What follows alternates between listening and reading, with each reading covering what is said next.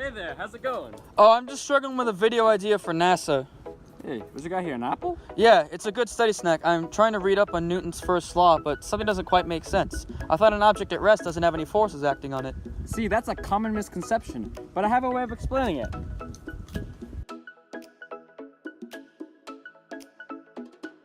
So we can use this apple to explain Newton's first law.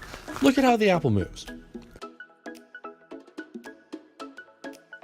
You see here the apple fell towards the ground. That is gravity, and it keeps you on this earth. Now, look at the apple again on the table. It isn't moving right now, but gravity is still acting on it. This is Newton's first law, where there isn't only gravity acting on the apple, but there is a force from the table keeping the apple stationary. This brings up the first thing to always keep in mind when you're looking at forces. They always come in pairs. Hey, thanks for explaining that. So, forces are just properties of objects, right? Actually, that is also a misconception. Wait, narrator, what are you doing here?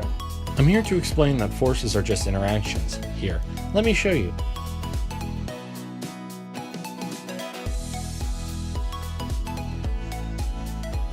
An apple cannot become a force unless something else applies an acceleration to it.